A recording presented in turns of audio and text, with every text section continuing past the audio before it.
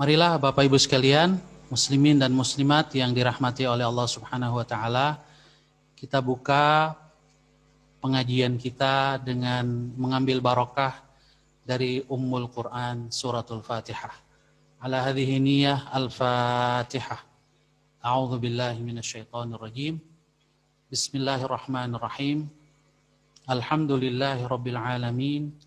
Ar-Rahmanir Rahim. Maliki yaumiddin. Iyyaka na'budu wa iyyaka nasta'in. Ihdinas siratal mustaqim. Siratal ladzina an'amta 'alaihim ghairil maghdubi 'alaihim waladdallin. Amin. Bismillahirrahmanirrahim. Alhamdulillah wassalatu wassalamu ala Rasulillah wa ala alihi wa sahbihi wa man tabi'ahu wa wala wala haula wala quwwata illa billah. Allahumma ighfir lana wa liwalidina wa lil imamin Nawawi rahimahullahu ta'ala wa liwalidayhi wa limasyayikhihi wa li ahbabihi wal muslimina ajma'in. Allahumma amin. Bapak Ibu sekalian yang dirahmati Allah Subhanahu wa taala, saya izin untuk share screen.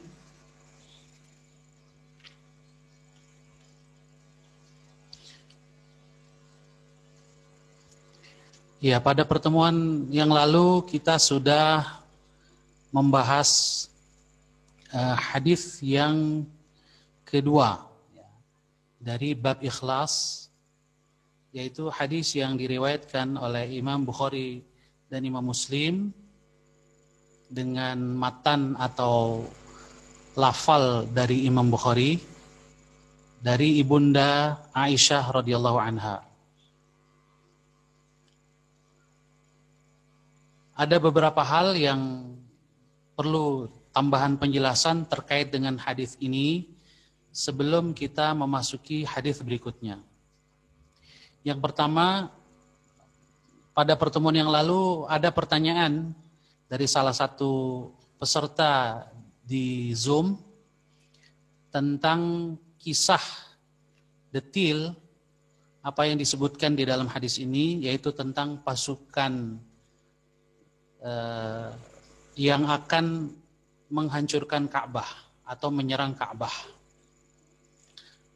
Saya kemudian melihat beberapa syarah dari hadis ini, memang tidak ditemukan penjelasan tentang kisah ini. Bahkan justru di dalam syarah yang disebutkan, ya, para ulama menjelaskan bahwasanya peristiwa ini belum terjadi. Jadi peristiwa ini termasuk peristiwa yang dikabarkan oleh Rasulullah Sallallahu Alaihi Wasallam tentang masa depan. Dan ini ditandai dengan sabda Rasul, di mana Rasul bersabda, "Yaghzu jaisun al-Ka'bata." Yaghzu ini menggunakan fi'il mudhari'. Fi'il mudhari', bukan fi'il madhi. Kita tahu fi'il mudhari' ini kata kerja di dalam bahasa Arab yang menunjukkan al-mustaqbal, sesuatu yang terjadi di masa depan. Jadi kalau kita mau menerjemahkannya, yaghzu jaisunil Ka'bah, satu pasukan akan menyerang Ka'bah. Jadi hadis ini dalam beberapa syarah dari hadis ini menunjukkan tentang informasi Rasulullah Sallallahu Alaihi Wasallam tentang masa depan. Oleh karena itu, di dalam syarah yang kemarin juga sebetulnya sudah diisyaratkan juga oleh kitab Nuzhatul Muttaqin, ya, di afadal hadis, manfaat hadis atau faedah hadis, di poin yang ketiga disebutkan di situ ikhbarur rasuli sallallahu alaihi wasallam anil mughayyabat wa hiya mimma yajibul imanu biha kama waradat wal imanu bi annaha sataqa'u kama akhbara. Jadi hadis ini merupakan pengabaran atau informasi dari Rasulullah Sallallahu Alaihi Wasallam tentang hal-hal yang gaib, dan ini termasuk yang wajib kita imani apa adanya.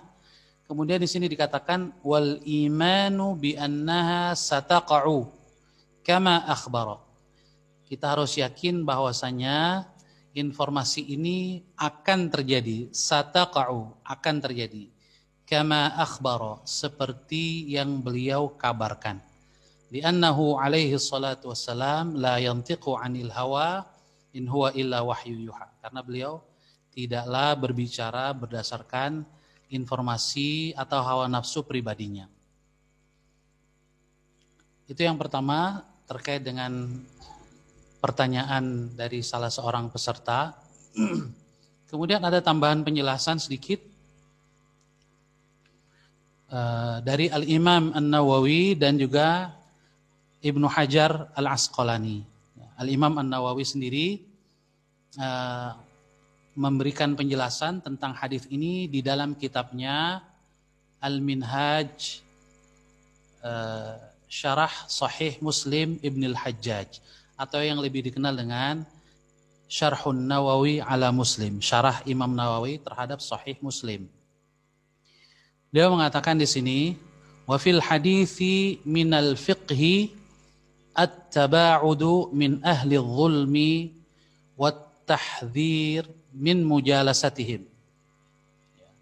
At-tahdhiru wat-tahdhiru min mujalasatihim wa min mujalasatil bughati wa nahwihim minal mubtilin. Di dalam hadis ini terdapat pemahaman, yaitu hendaklah kita menjauhi orang-orang yang zalim, dan juga memberi peringatan bahwa hadis ini memberi peringatan jangan sampai kita mujalasatuhum, duduk-duduk bersama mereka, wa min mujalasatil bughah, juga duduk-duduk menyertai orang-orang yang membangkang, orang-orang yang zalim, wa nahwihim, atau yang sejenisnya. Mengapa? Li'alla yanalahu ma yu'aqabuna bihi, agar kita tidak terkena hukuman yang Allah berikan kepada mereka, iqab yang Allah berikan kepada mereka.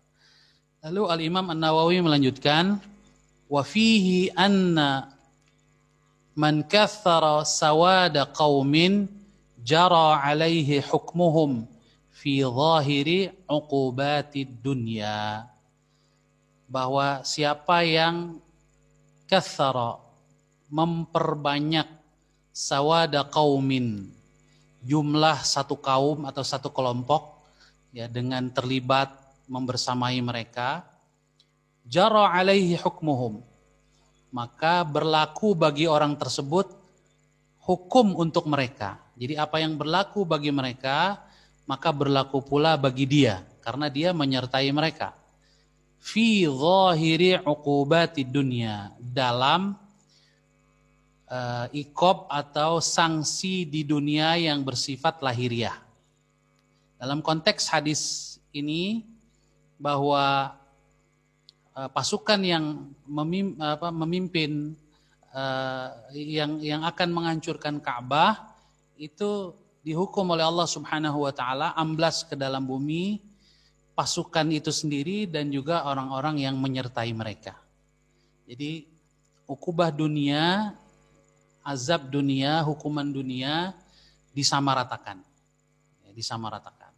Meskipun di akhirat masing-masing dibangkitkan sesuai niatnya.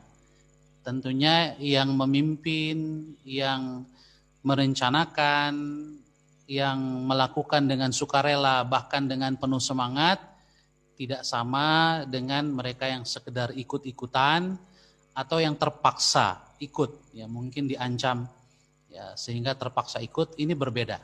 Tetapi hukuman di dunia, kata Al-Imam An-Nawawi, ini disamakan, ya. Jara alaihi hukmuhum.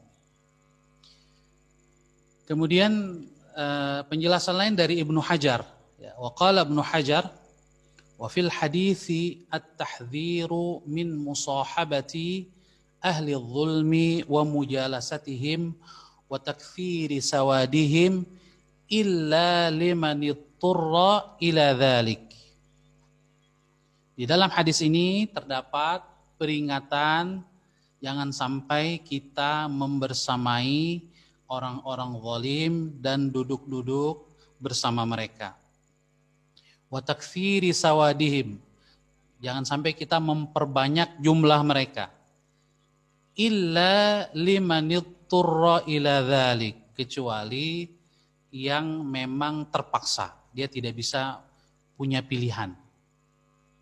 Nah, keterpaksaan ini mudah-mudahan menjadi alasan untuk diampuni di sisi Allah Subhanahu wa taala.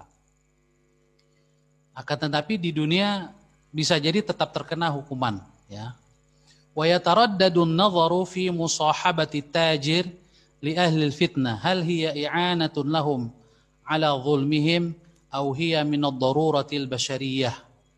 Thumma yu'tabaru 'amalu kulli ahadin bi niyyatihi wa 'ala tsani yadullu dhahirul hadits. Kemudian kalau kita membersamai misalnya pedagang atau orang yang menjajakan kerusakan, berbisnis dengannya, bermuamalah dengannya, apakah ini termasuk i'anatun lahum, membantu mereka dalam kezaliman mereka atau tidak? Atau sekedar darurah basyariyah, ya, kebutuhan kemanusiaan yang tidak dikategorikan sebagai membantu mereka. Nah, kata Ibnu Hajar, zahirul hadis yadullu ala tsani. Jadi dari hadis ini yang menyatakan bahwa ini tidak termasuk membantu mereka, kalau sekedar hubungan bisnis, hubungan muamalah itu tidak dikatakan membantu mereka, ini lebih kuat, ya, dari makna hadis tersebut, karena niatnya tidak seperti itu. Tetapi kalau kegiatannya memang sudah jelas-jelas, dan dalam masalah itu kita oleh karena itu dilarang untuk terlibat secara langsung.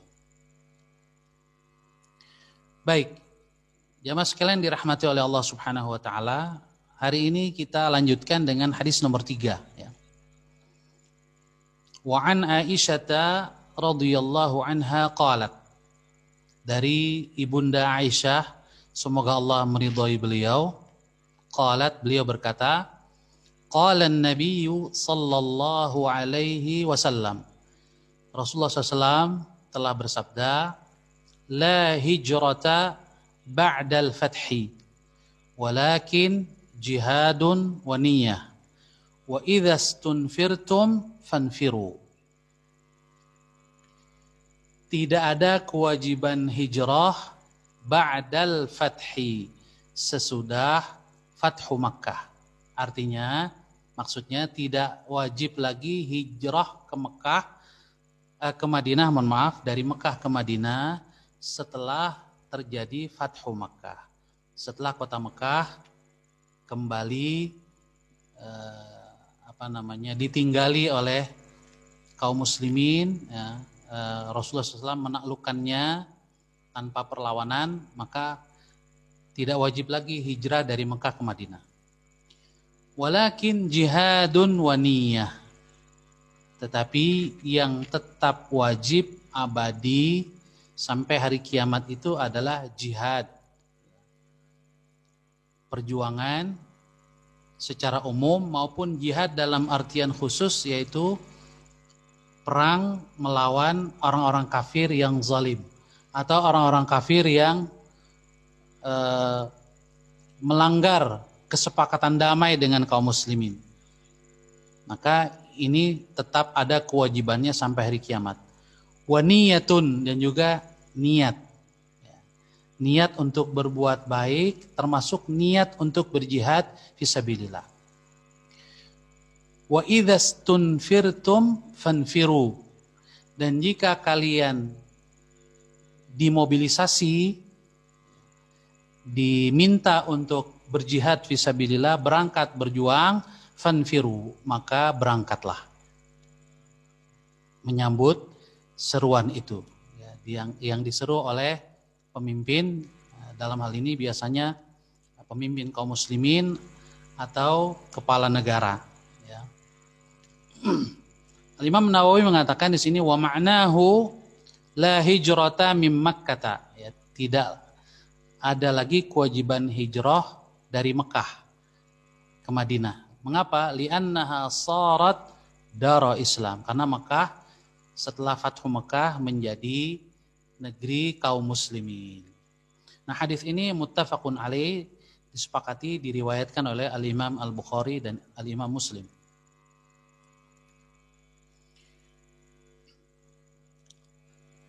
Selanjutnya kita lihat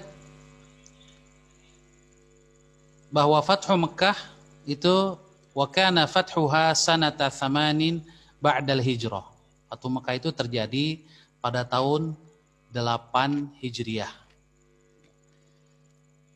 Al-jihad, makna jihad adalah muharabatul kuffar, memerangi orang-orang kafir, yaitu orang-orang kafir yang menzalimi kaum muslimin atau melanggar kesepakatan damai bersama kaum muslimin. Maka kaum muslimin harus siap membela diri dan siap menegakkan kebenaran, ya, menghilangkan kezaliman. Secara umum makna jihad adalah al-mubalaghatu wastifraghu ma fil wus'i wat taqati min qaulin aw fi'lin. Jihad adalah mubalaghah, berusaha secara maksimal, ya, mengerahkan ma fil wus'i, apa yang ada dari seluruh kemampuan, ya, dan kesanggupan, wat taqah, baik berupa qaul, ucapan, au fi'il, ataupun perbuatan. Ini makna jihad secara umum. Wa niyah, niat yang dimaksud adalah ikhlasul amali lillahi ta'ala, mengikhlaskan amal kita semata-mata untuk Allah Ta'ala. Wa idza istunfirtum, ya, istunfirtum ay tuliba minkum al-khuruju ilal jihad, yaitu ketika kalian dituntut untuk berangkat berjihad. Dari kata nafara ila syai'i asra'a ilaih. Nafara ila syai'i maknanya adalah asra'a ilaih, bersegera menyambutnya, bersegera memenuhi panggilan. Fanfiru.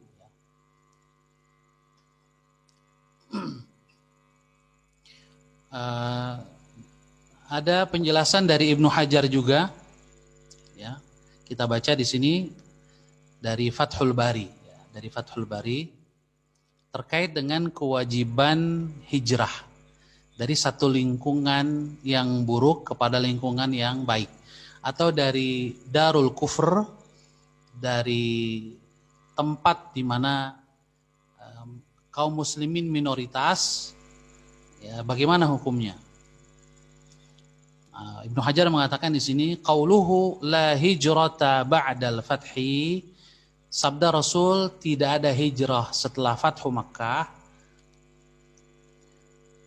maksudnya adalah tidak wajib hijrah dari Mekah ke Madinah. Itu makna khususnya. Tetapi juga hadis ini dapat dimaknai umum. Kata beliau, awil muradu ma huwa a'ammu min dzalik.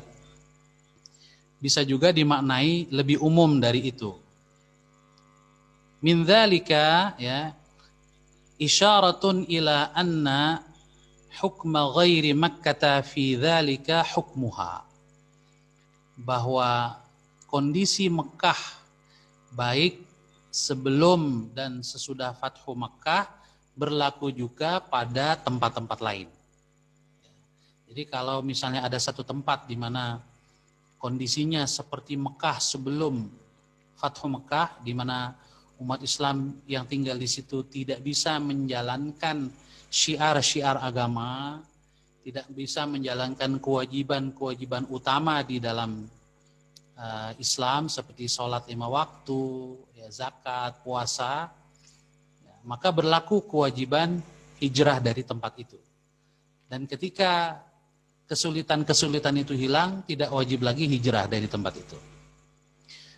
Ya, oleh karena itu kata Ibnu Hajar, fala tajibu al-hijratu min baladin qad fatahahul muslimun. Tidak wajib hijrah dari satu daerah di mana kaum muslimin ya sudah aman di situ, ya, sudah bisa menjalankan kewajiban-kewajiban utamanya sebagai seorang muslim.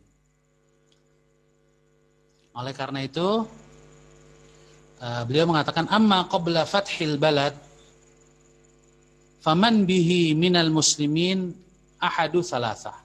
Tetapi kalau situasinya masih seperti Mekah, sebelum Fatu Mekah, di mana kaum muslimin tertindas, tidak bisa menjalankan kewajiban agamanya yang utama, ya, sholat 5 waktu susah, ya, rukun Islam sulit untuk dijalankan, maka ada 3 kemungkinan.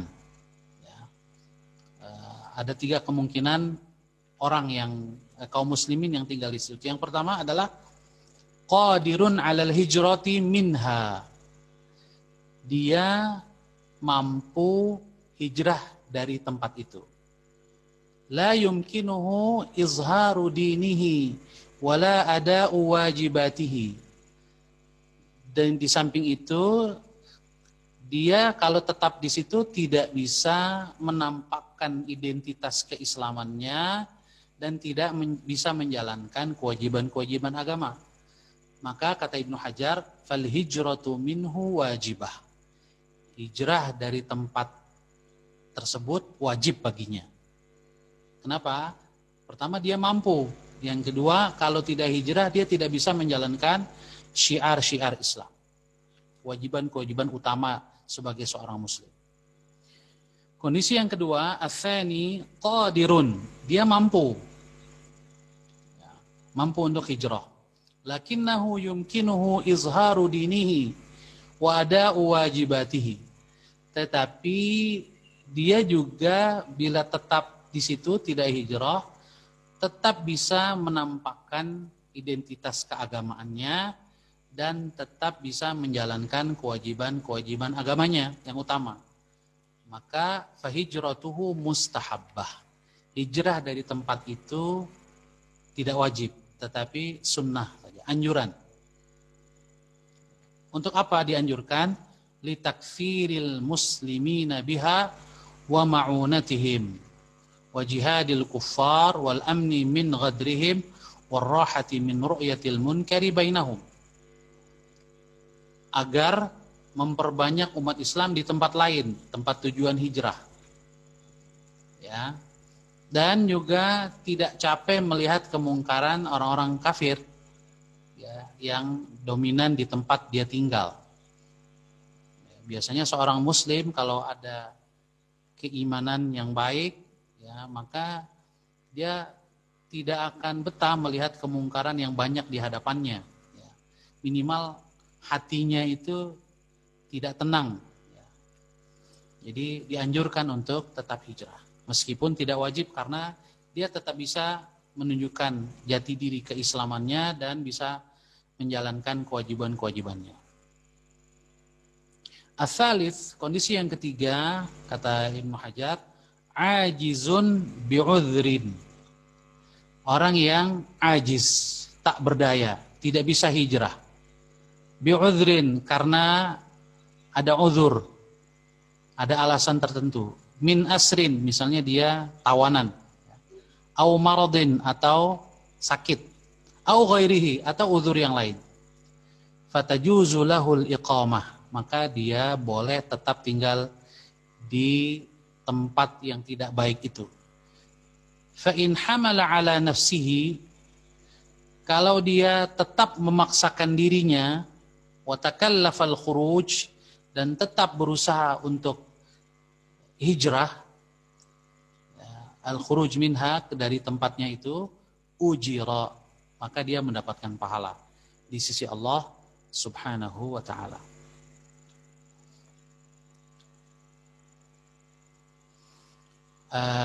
Ini makna atau penjelasan dari hadis la hijrata ba'dal fathi walakin jihadun wa niyyah wa idza stunfirtum fanfiru.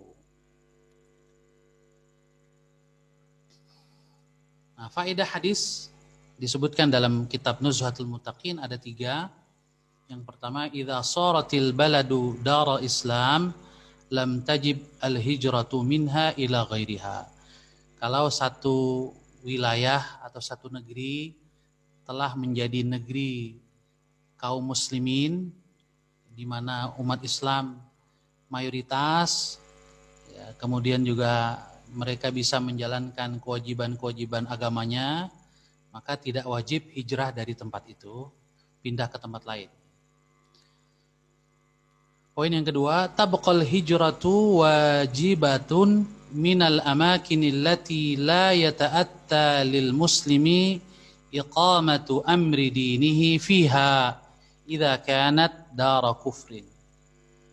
Hijrah menjadi tetap wajib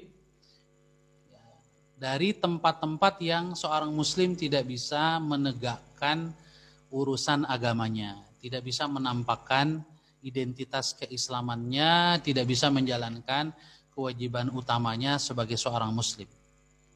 Apabila tempat tersebut merupakan dara kufrin, ya, dihuni oleh mayoritas orang-orang kafir. Kemudian poin yang ketiga, yajibu qasdul jihadi wal isti'dadu lahu. Wajib memasang niat untuk berjuang di jalan Allah Subhanahu wa taala dan mempersiapkan diri. Wa an yulabbi da'iyal jihadi idza da'ahu. Dan juga wajib menyambut seruan jihad ketika ada penyerunya. Misalnya seruan untuk bela negara kalau ada penjajahan, ya, atau seruan untuk membela orang-orang yang dizalimi. Apalagi kalau yang menyerukan adalah pemimpin kaum muslimin yang sah, ya, bisa jadi kepala negara, ya, atau menteri atau para ulama, ya, ini siap-siap untuk bisa menyambut seruan itu. Bagian dari hadis Rasulullah, wa idza stunfirtum fanfiru.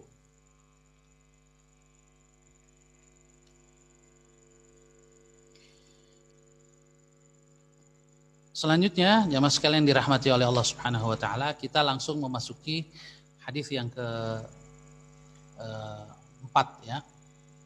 Hadis yang keempat. Rasulullah sallallahu alaihi wasallam dalam hadis ini menyebutkan tentang masih konteksnya jihad dan niat, ya. Hadis yang diriwayatkan oleh Imam Bukhari dan Imam Muslim.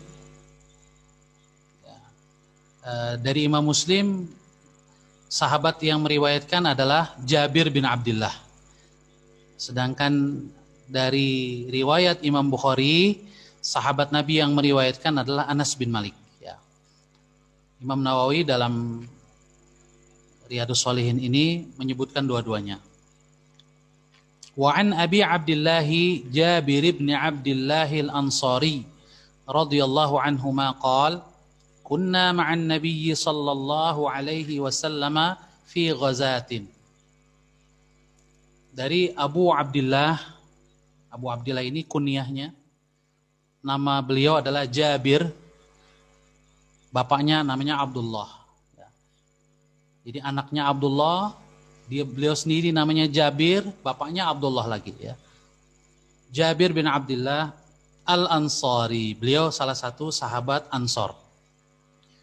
Radhiyallahu anhuma, semoga Allah meridhoi keduanya, yaitu Jabir dan Abdullah. Jadi bapak dan anak ini sama-sama sahabat Rasulullah SAW.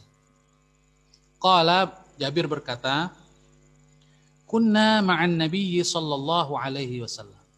Kami satu hari bersama Nabi Muhammad sallallahu alaihi wasallam fi ghazatin, dalam salah satu ghazwah, perang atau pertempuran, ekspedisi pertempuran yang langsung dipimpin oleh Rasul.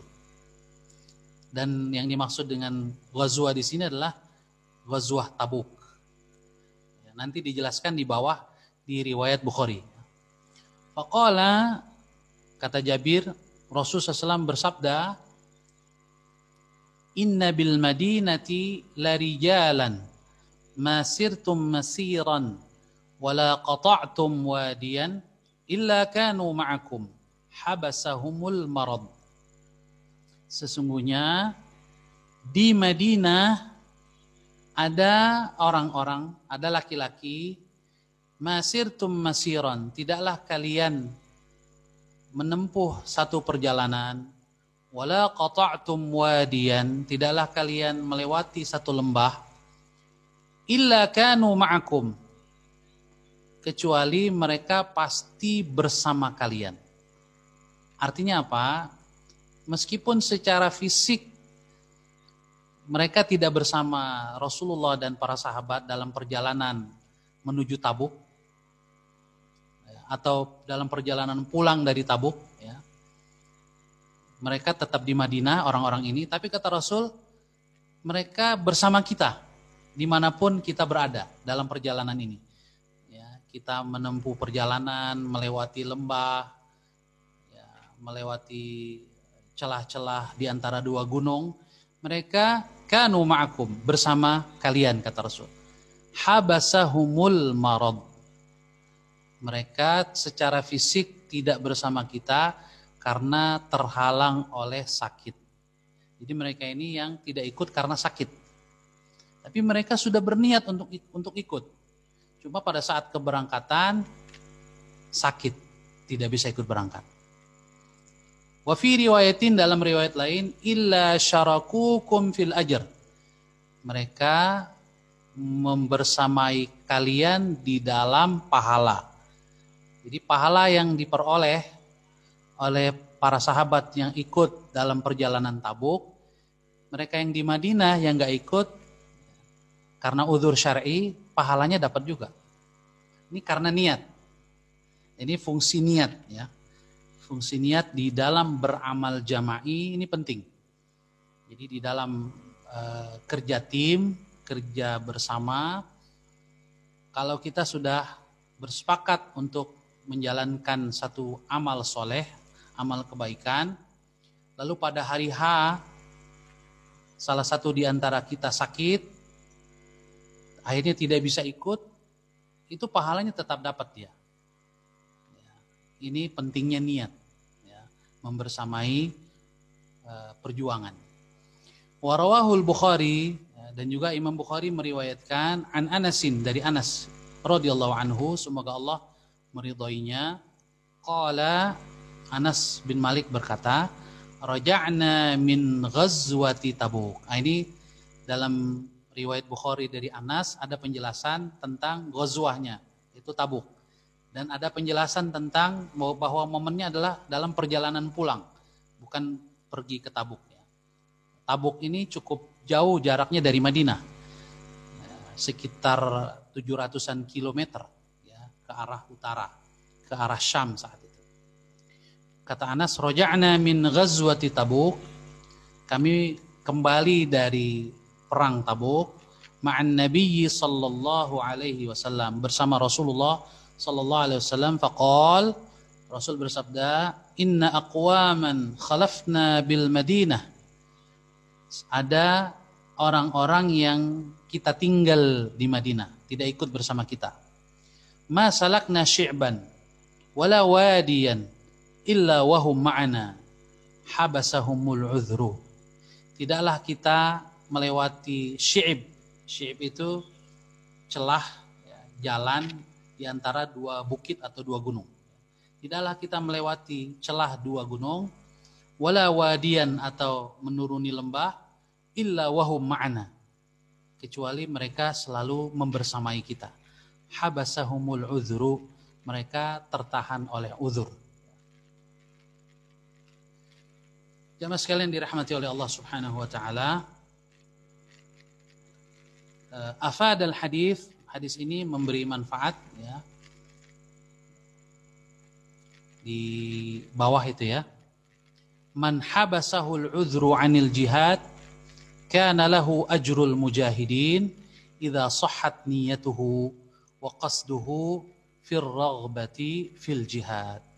Siapa yang tertahan dari ikut serta dalam perjuangan karena uzur syar'i, kana lahu ajrul mujahidin.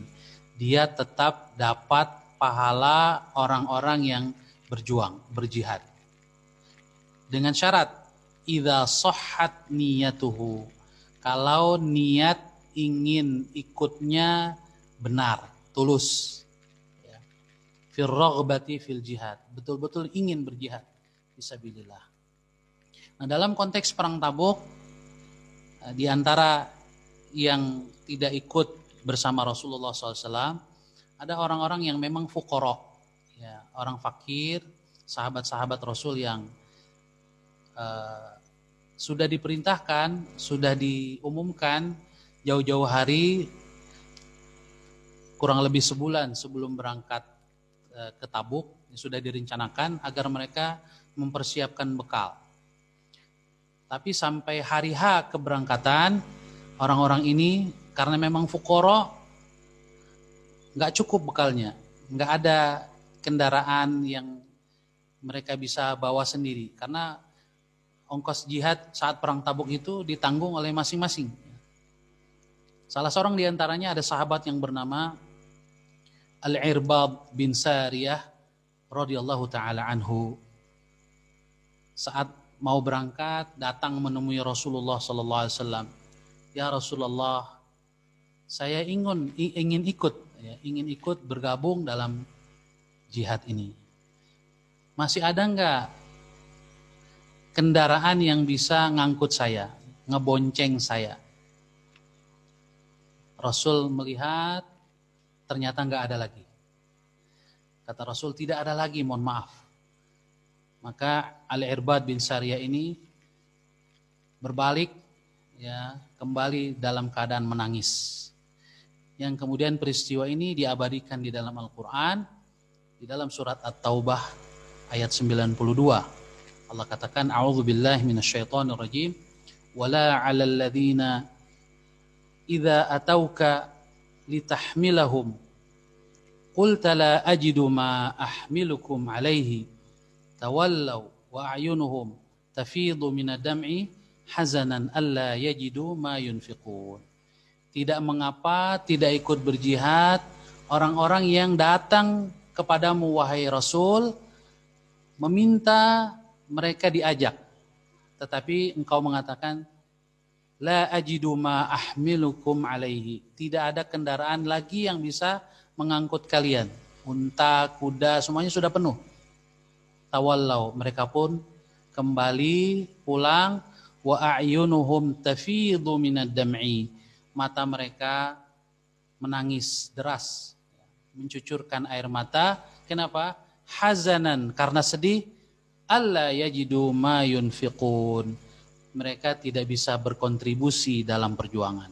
Nah, ini orang-orang yang memiliki hati yang bersih, niat yang tulus, meskipun tidak bisa ikut berjihad, tapi dengan niatnya ini pahala mereka dapatkan.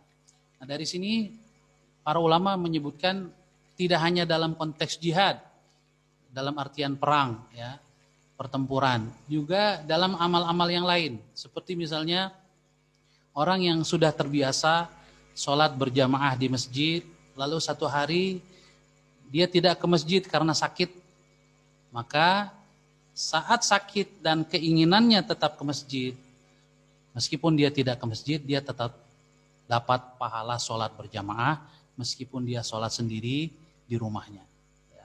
Pahala ke masjid, pahala berjamaah di masjid tetap dia peroleh berdasarkan hadis ini. Terakhir kita baca penjelasan dari Al-Imam An-Nawawi dalam syarah Sahih Muslim. Qala An-Nawawi wa fi hadzal hadithi fadilatun niyati fil khair. Di dalam hadis ini terdapat keutamaan niat dalam berbuat baik.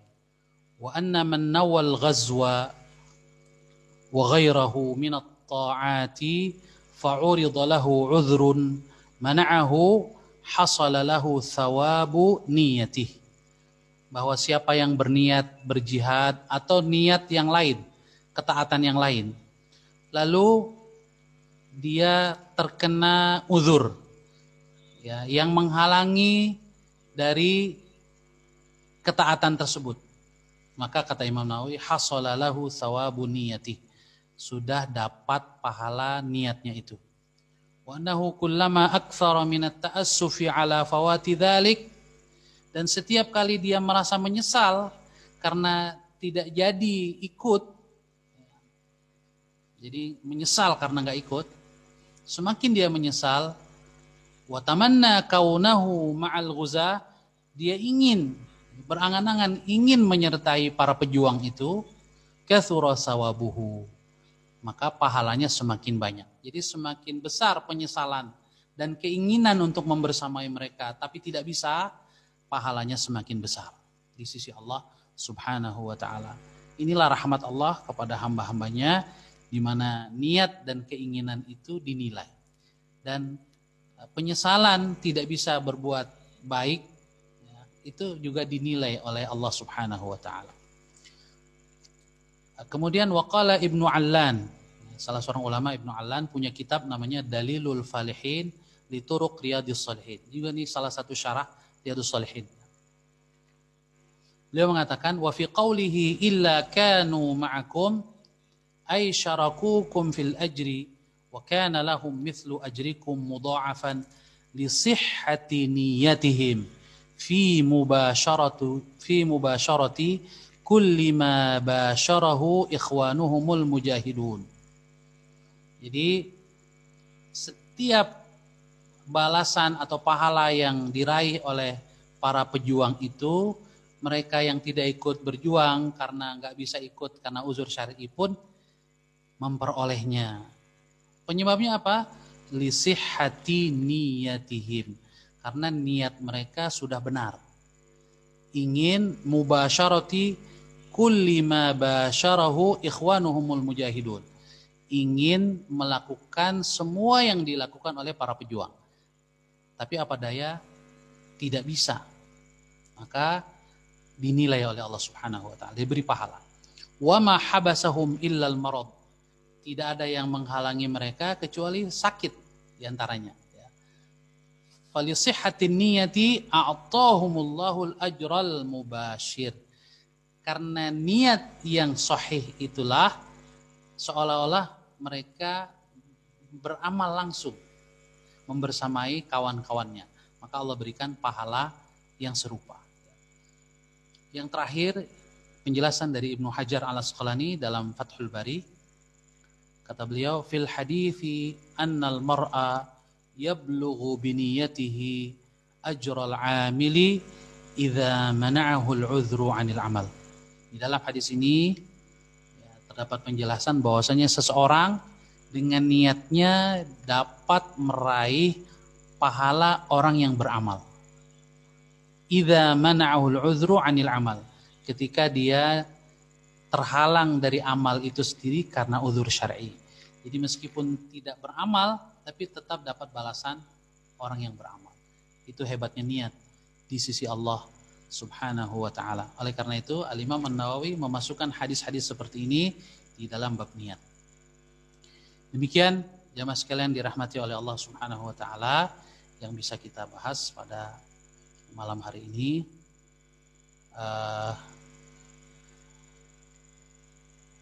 Dipersilahkan bila ada yang ingin bertanya bisa melalui chat atau langsung.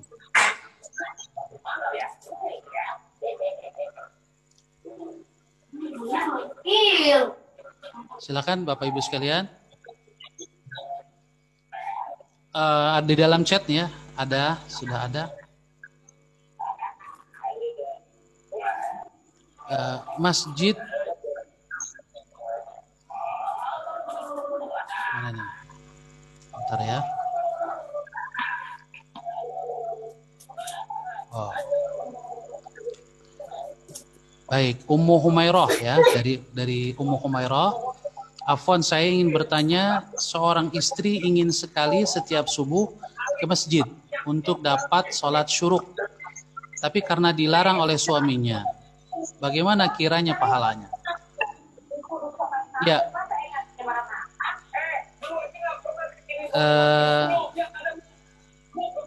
mohon nih yang suaranya mengganggu di mute saja.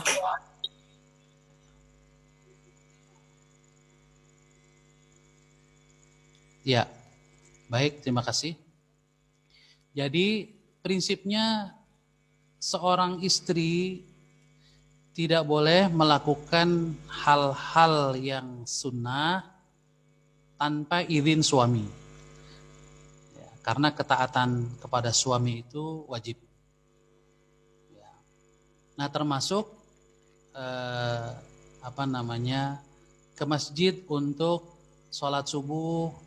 Ya, setelah sholat subuh tidak pulang berzikir di masjid di tempatnya sholat sampai matahari terbit, mungkin dengan baca Quran, dengan zikir pagi atau ibadah-ibadah yang lain selain sholat, karena sholat ba'da subuh tidak boleh ya.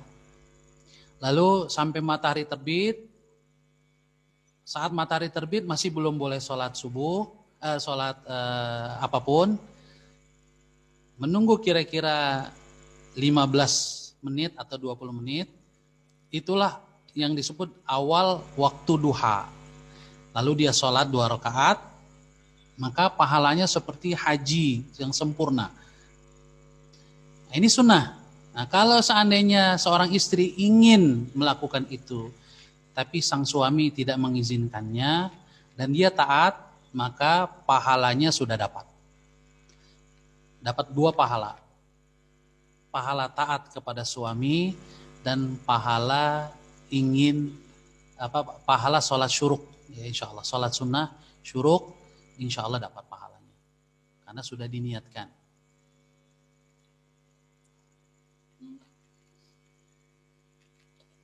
Dari YouTube ya. Bentar dari Zoom dulu. Assalamualaikum Ustaz. Waalaikumsalam. Bagaimana dengan kaum muslimin yang tinggal di Palestina? Apakah mereka termasuk wajib untuk hijrah ke daerah yang aman, Ustaz? Ya, terkait dengan Palestina, ini berbeda kasusnya. Ya. Pertama, Palestina tetap wilayahnya itu yang di luar, yang dicaplok atau dijajah oleh Zionis, itu adalah wilayah yang dihuni oleh mayoritas kaum muslimin. Oleh wilayahnya oleh mayoritas kaum muslimin. Sehingga tidak disebut daro kufrin, dia tetap wilayah kaum muslimin. Ditambah lagi para ulama mengatakan dia adalah tanah wakaf kaum muslimin. Maka justru jangan meninggalkan. Dan Palestina termasuk wilayah Syam, yang oleh Rasulullah SAW dalam hadis disebutkan, ardu Syam, ardu jihadin ila yaumil qiyamah, ardu ribatin ila yaumil qiyamah. Bumi Syam adalah bumi tempat ribat. Ya, posisi jihad, tidak boleh kemana-mana, tetap berjihad di situ sampai hari kiamat. Nah, ini punya keistimewaan. Ya, jadi bukan hanya tidak wajib, tapi jangan hijrah dari Palestina bagi para pejuang di sana. Minimal harus ada yang tetap di sana.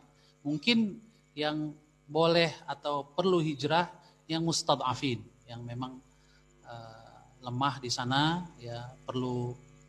Nah, sekarang ini bukan hanya nggak bisa bukan hanya tidak mau hijrah, bahkan yang luka-luka pun, yang butuh obat-obatan pun nggak bisa keluar karena embargo, ya, blokade ya, di perbatasan. Nah, ini kezaliman yang dialami oleh saudara-saudara kita ya, kaum muslimin. Kemudian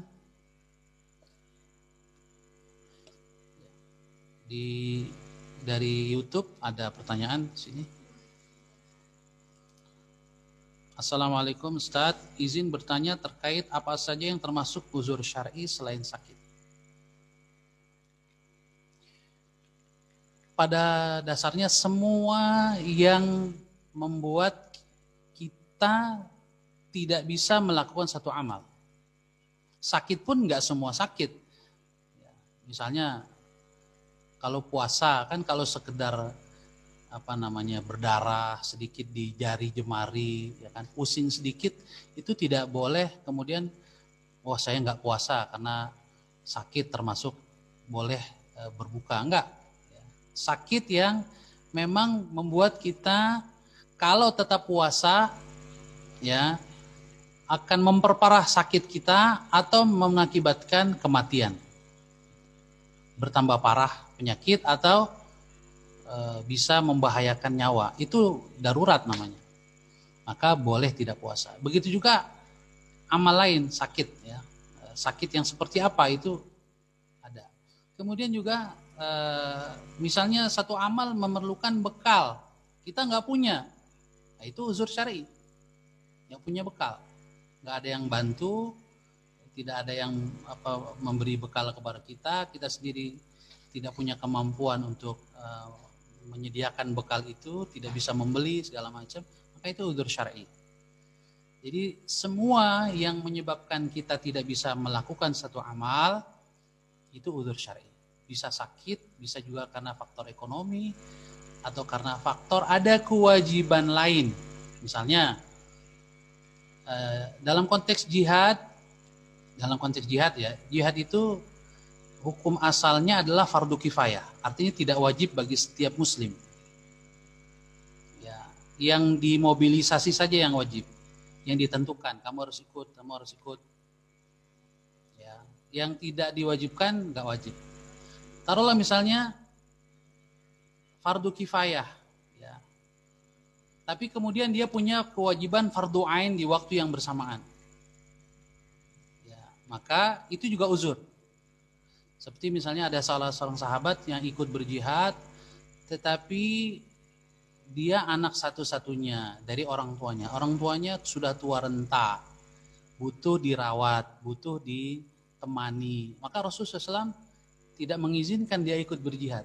Ya, kamu cukup ya berbakti kepada orang tua kamu dalam konteks saat ini. Ya, karena ini jihadnya nggak harus semuanya ikut. Tapi karena keinginannya bisa jadi pahalanya tetap dia dapat. Ya, nah seperti itu. Jadi uzur syar'i beragam. Kalau di list satu-satu kelihatannya sangat banyak. Ya. Kemudian ada yang pingin hijrah ke Madinah atau Mekah, alasannya supaya tidak bertemu Dajjal. Niat ini bagaimana Ustadz? Kok cari selamat sendiri kesannya? Ya, barang siapa yang ingin pergi tinggal di Mekah atau Madinah, ya silakan saja. Tidak bisa juga dilarang. Dengan syarat di tempat dia sekarang ini, ya urusannya, kewajibannya selesai. Jangan sampai meninggalkan tempat yang lama, yang sekarang untuk tinggal di tempat lain tapi menyisakan banyak kewajiban. Ya, jadi semua kewajiban yang harus dia tunaikan saat ini harus dia selesaikan dulu, atau minimal didelegasikan ke orang lain. Ya, jadi silahkan saja kalau memang ingin pindah. Ya, seperti ya misalnya seorang muslim yang tinggal di Jakarta misalnya, saya ingin tinggal di Sumatera misalnya, itu boleh nggak dilarang kan? Ya, apalagi Mekah Madinah, ya, boleh saja. Jadi alasan bahwa ingin menghindari Dajjal ya sah juga karena memang ada riwayat hadisnya seperti itu. Nah, cuma kalau itu kemudian menjadi fatwa yang sifatnya umum, nah ini memberi madarat yang besar bagi umat. Misalnya, yuk sudahlah kita orang Jakarta kosongkan Jakarta, kita pindah rame-rame ke Makkah atau Madinah. Ini jelas madarat ya, karena kaum muslimin secara komunitas ini juga punya kewajiban menjaga dakwah di Jakarta, perjuangan di Jakarta. Di sana juga belum tentu diterima ya kan kalau rombongan. Jadi kalau sifatnya personil juga tidak bisa dilarang. Tapi kalau untuk menjadi fatwa umum ya mengajak itu lain lagi masalahnya. Ini butuh kebijakan para ulama. Kemudian yang di bawahnya, kriteria jihad bagi muslimah mohon dijelaskan. Namun bila kondisi butuh dukungan ummahat, mestikah turun juga kami? Ya secara umum kalau jihad dalam pengertian perang ya, yang wajib itu laki-laki. Perempuan tidak wajib. Tetapi kalau misalnya musuh melakukan agresi ke wilayah kaum muslimin, diserang ya, kaum muslimin, yang laki-laki sudah semuanya mempertahankan wilayahnya, tapi ternyata masih kurang, yang perempuan dewasa wajib ikut. Jadi yang tadinya nggak wajib jadi fardu ain juga. Jadi intinya adalah cukupkah ya tenaga yang telah dikerahkan itu untuk menyelesaikan urusan.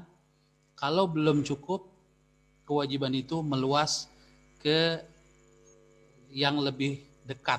Ya. Kalau belum cukup juga, sampai yang lebih jauh juga menjadi wajib. Ya. Kalau satu kampung sudah semuanya terlibat masih kurang, maka kaum muslimin di kampung tetangga wajib membantu.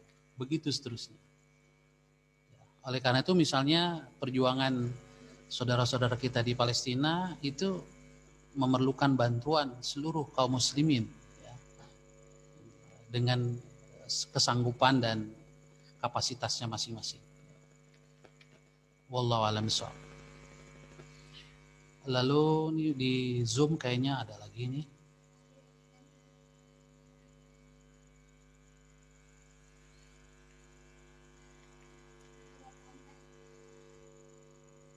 Di atasnya juga ada nih sebentar. Di luar konteks, bagaimana hukumnya sholat berbarengan dengan azan? Ya, sebaiknya idealnya ya dua kebaikan itu jangan dipertentangkan. Kalau bisa dikompromikan, disinergikan.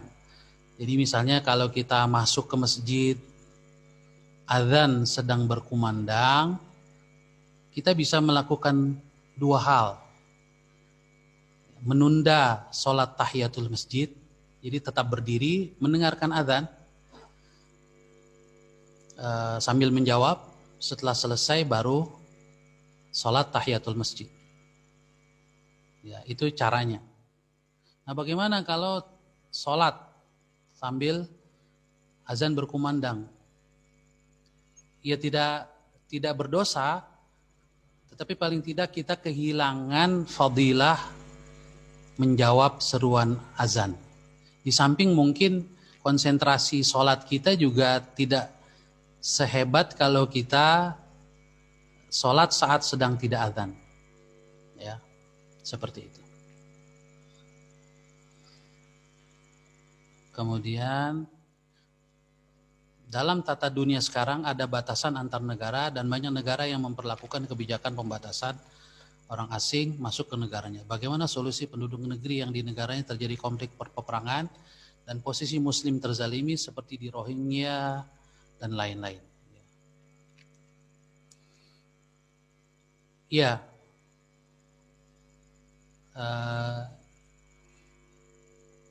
Batas-batas negara ini adalah realita yang harus kita terima dan kita hadapi.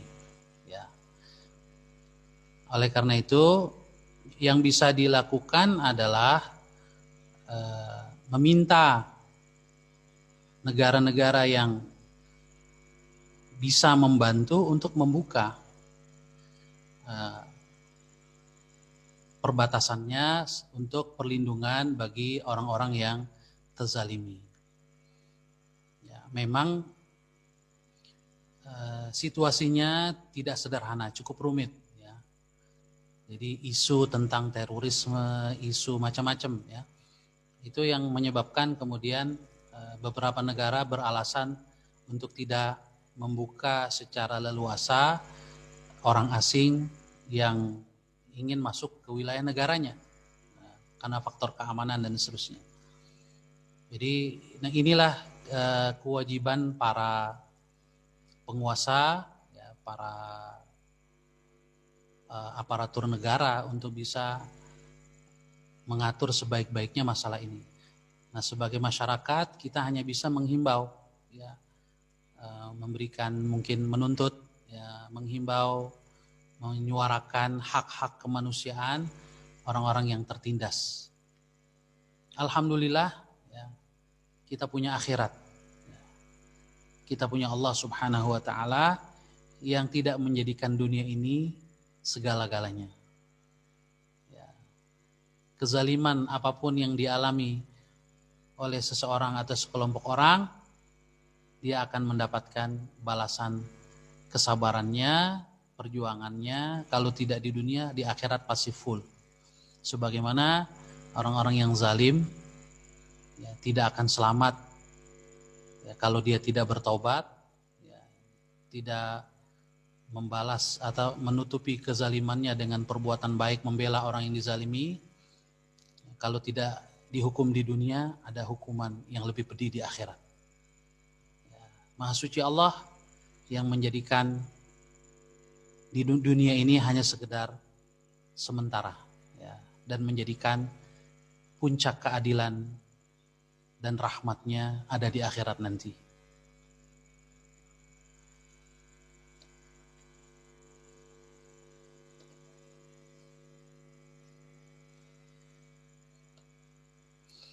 Ini tentang penomoran, apa yang dimaksud dengan hadis 2233. Jadi ini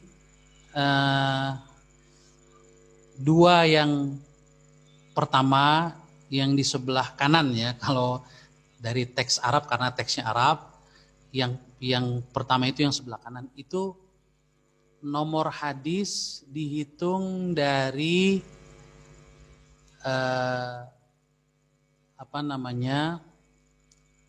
jumlah hadis di bab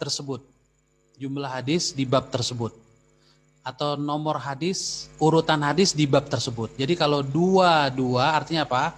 Dua yang pertama dia adalah hadis kedua di bab ini. Dua yang kedua berarti dia juga hadis nomor 2 di buku ini.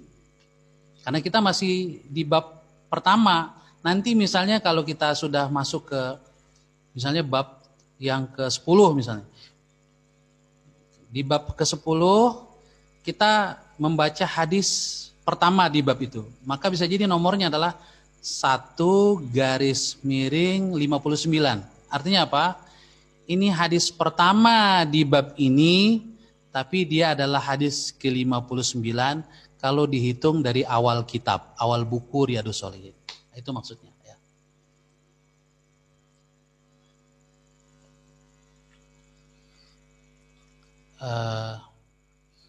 Apakah ketika mau membaca Al-Quran perlu niat khusus sebagaimana sholat dan puasa? Ya. Untuk membaca Quran, dia tidak perlu niat khusus. Kenapa? Karena baca Quran itu nggak ada yang mirip dengannya. Beda dengan sholat, perlu niat khusus. Kenapa? Karena sholat macamnya banyak. Jadi untuk membedakan ini sholat apa, perlu niat. Misalnya saya sholat 2 rakaat. Sholat 2 rakaat ini banyak kemungkinannya, ini sholat apa kamu? Qobliyah, maghrib, atau sholat qadha, atau sholat apa? Qadha apa gitu ya misalnya. Atau sholat istikharah, atau sholat apa. Jadi karena sholat itu banyak macamnya, maka perlu niat untuk menentukan kamu ini sholat apa. Tapi kalau baca Quran kan nggak ada. Kecuali kalau baca Qurannya untuk nazar, bayar nazar misalnya, itu perlu diniatkan di dalam hati. Ya Allah, saya baca Quran untuk melaksanakan nazar saya. Nah itu. Tapi kalau tidak ada nazar, ya sekedar baca Quran, dia tidak perlu niat khusus. Jadi karena fungsi niat itu kan dua, saya sudah jelaskan sebelumnya, untuk membedakan mana rutinitas adat, ya kebiasaan adat dan ibadah. Maka makan, kalau kita ingin bernilai ibadah, niatkan untuk taat kepada Allah. Kalau nggak diniatkan, ya dia tidak dapat pahala, sekedar rutinitas makan saja. Yang kedua, niat itu fungsinya adalah untuk membedakan antara ibadah yang satu dengan ibadah yang lain. Nah, membaca Quran dia bukan termasuk ibadah yang perlu dibedakan, karena memang dia nggak ada saingannya gitu, yang sejenis. Kecuali kalau tadi ada niat nazar, ya itu perlu. Berbeda dengan puasa. Puasa itu ada macam-macam, jadi perlu ditentukan dengan niat itu ini puasa apa. Ya, wallahu a'lam bishawab.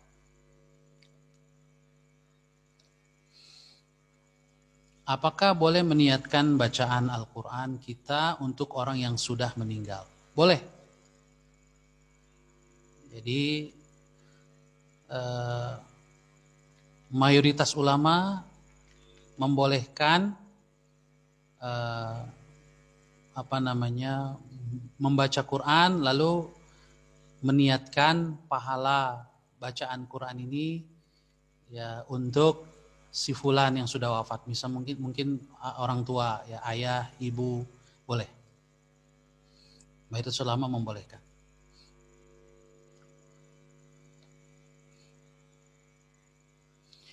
Sudah habis ya? Masih ada di YouTube? Oh ada. Pemirsa di YouTube. Ustaz, terkadang niat-niat kebajikan begitu banyak di dalam hati, namun kemampuan mewujudkannya apakah tertuntut kelak? Misal mau tasyakuran, tapi ternyata dana kurang. Iya. Memperbanyak niat baik nggak masalah. Ya, perbanyak saja, minimal azam, ya, keinginan untuk berbuat baik.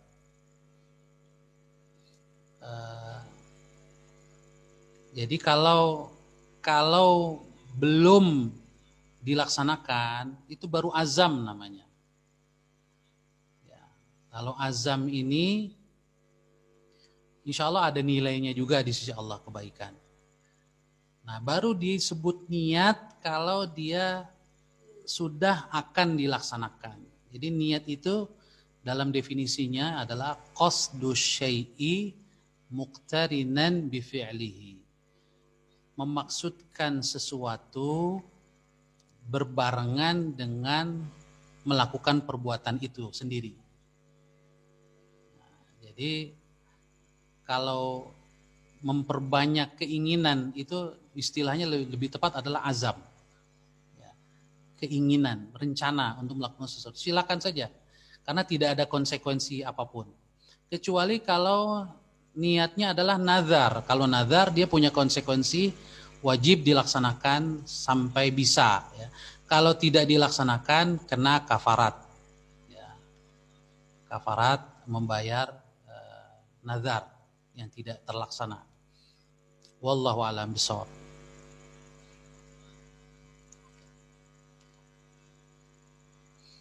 Sudah ya? Sudah habis, alhamdulillah. Bapak Ibu sekalian, saudara-saudari muslimin muslimat yang dirahmati oleh Allah Subhanahu wa taala. Selesai sudah pengajian kita.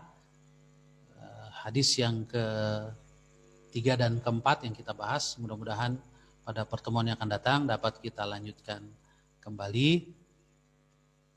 Mari kita akhiri dengan doa, diawali dengan membaca Ummul Quran. Al-Hadhiniyah, Al-Fatihah. A'udzu billahi minasyaitonir rajim. Bismillahirrahmanirrahim. Alhamdulillahirabbil alamin, arrahmanir rahim, maliki yaumiddin. Iyyaka na'budu wa iyyaka nasta'in. Ihdinas siratal mustaqim, siratal ladzina an'amta 'alaihim ghairil maghdubi 'alaihim waladdallin. Amin. Bismillahirrahmanirrahim. Alhamdulillahirabbil alamin. Allahumma shalli wa sallim wa barik ala sayyidina Muhammadin wa ala ali sayyidina Muhammad. Allahumma ighfir lana dhunubana, kaffir 'anna sayyi'atina wa tawaffana 'amal abrar. Allahumma ighfir lana wa liwalidina warhamhum kama rabbawna shighara. Allahumma ighfir lana waghfir lil Imam an-Nawawi wa liwalidayhi wa limasyayikhihi wa li ahbabihi wal muslimina ajma'in. Rabbana zalamna anfusana wa illam taghfir lana wa tarhamna lanakunanna minal khasirin. Allahumma adfa'anna warfa'anna al-bala' wal waba' wal fahsya' wal riba wal zina wal zalazila wa su'al fitan ma dhahara minha wa ma batan wa an biladina Indonesia hadhihi khassah wa an buldanil muslimina 'ammah innaka ala kulli syai'in qadir. Rabbana atina fid dunya hasanah wa fil akhirati hasanatan wa qina adzaban nar. Wa sallallahu ala sayyidina Muhammad wa ala alihi wa sahbihi ajma'in. Subhana rabbika rabbil izzati amma yasifun wa salamun alal mursalin walhamdulillahi rabbil alamin. Subhanakallahumma wa bihamdika asyhadu an la ilaha illa anta astaghfiruka wa atubu ilaik. Billahi taufiq wal hidayah. Lebih kurangnya saya Ahmad Sahal Hasan mohon maaf. Wassalamualaikum warahmatullahi wabarakatuh.